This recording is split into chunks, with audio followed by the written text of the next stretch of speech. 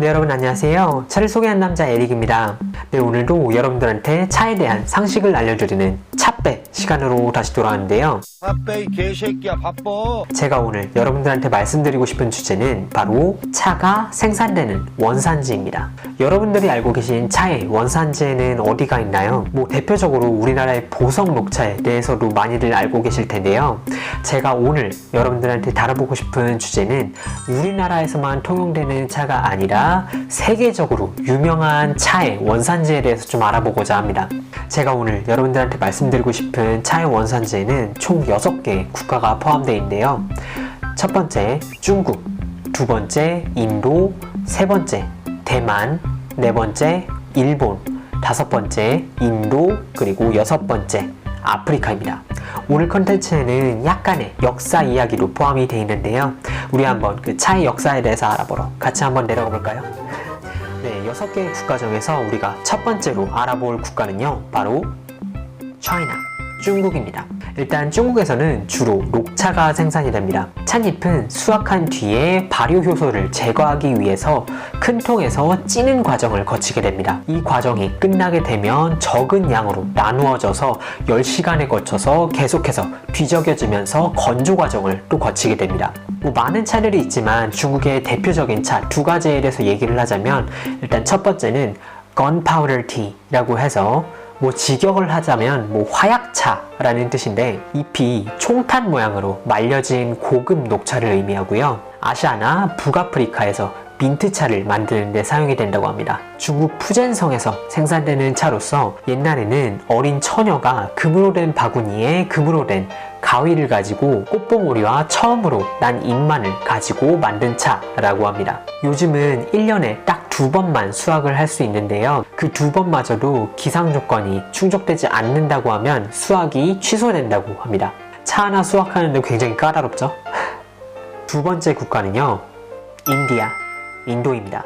대부분의 인도차들은 인도의 북쪽 지방인 다질링과 아쌈에서 생산이 된다고 하는데요. 다질링에서는 그 상품성이 매우 높은 홍차가 생산이 되는데, 다질링 차들의 맛이 제각각 다른 이유는 바로 고도와 강수량, 그리고 바람의 차이 때문이라고 합니다. 반면에 아쌈 지역 같은 경우는 더 덥고 그리고 습한 그 기후가 아쌈을 일종의 자연적인 온실로 만들어준다고 하는데요. 이 아쌈에서 생산된 차들은 그 맛이 강하고 메가 향을 낸다고 합니다. 여기서 메가는 그 맥주에서 나는 그 향기라고 생각하시면 돼요. 다음은 스리랑카입니다.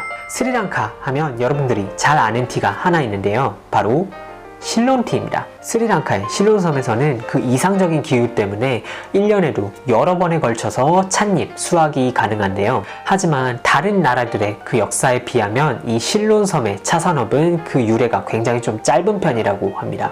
여기서 실론티의 역사에 대해서 짧게 얘기를 해드리면, 1860년 전까지는 실론섬이 커피 플랜테이션으로 뒤덮여 있었습니다. 근데 당시에 제임스 테일러라고 하는 스코틀랜드 커피 재배업자가 티나무를 한번 들여와서 취미로 재배를 하기 시작했는데, 그러던 중에 1869년경에 기생 곰팡이 때문에 그 섬에 있던 모든 커피나무들이 죽어나가기 시작합니다. 이 일로 인해서 커피 재배업자들이 대체 작물을 찾다가 테일러에게 차나무의 가지를 좀 꺾어서 나눠달라고 얘기를 하게 됩니다. 이때부터 실론섬의 차 산업이 발달하게 된 거고요. 이후로 1872년까지는 영국에만 주로 차를 수출하다가 그 이후로는 전 세계를 대상으로 차 산업이 발달하게 됩니다.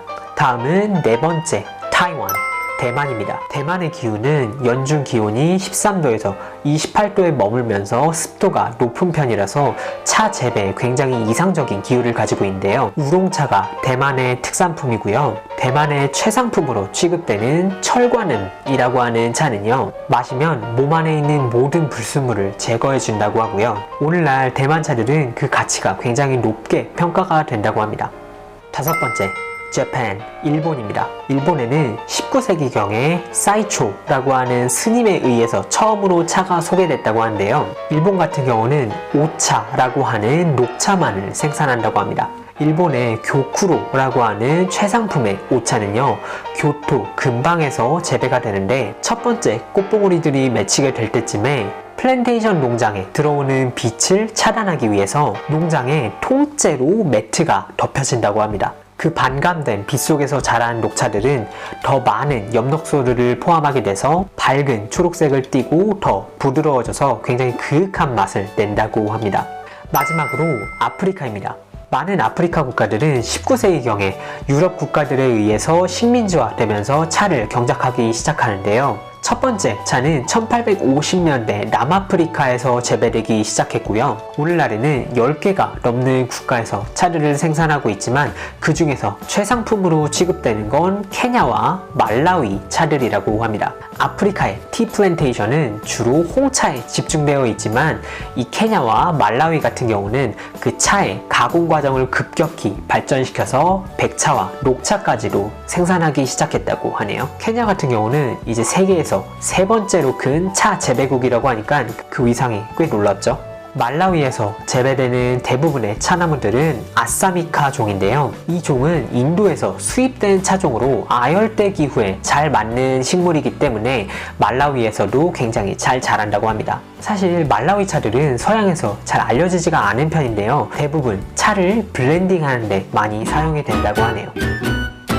네, 오늘은 차가 재배되는 여러가지 원산지에 대해서 우리 한번 같이 알아보는 시간을 가졌는데요. 사실 저 같은 경우도 인도나 중국, 일본, 그리고 스리랑카 같은 경우는 어느 정도는 알고 있었는데 아프리카의 케냐와 말라위 같은 경우도 차 생산에 있어서 결코 빠질 수 없는 국가라는 건 오늘 처음 알게 된 것 같아요. 사실 차배 컨텐츠 같은 경우는 제가 이제 시작한 지 얼마 되지 않았고 그 차에 대한 지식이란 게 도대체 어디부터 어디까지 여러분들한테 설명을 해드리는 게 좋을까에 대해서도 사실 계속해서 고민을 하고 있는데요. 그 방향성과 깊이에 대해서 어떻게 하면 여러분들한테 조금이라도 더 재밌는 정보로 더 도움이 되는 정보로 다가갈 수 있을까 제가 연구 많이 하고 있으니까요.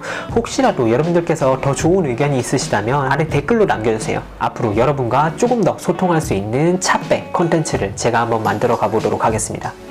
혹시라도 오늘 영상이 마음에 드셨다면 아래 좋아요와 구독하기 버튼 잊지 말고 눌러주시고요. 저는 그럼 다음 시간에 디저트 클럽의 네 번째 차인 캐러멜 브라우니를 들고 여러분들한테 다시 찾아오도록 하겠습니다. 네, 그럼 그때까지 안녕히 계세요.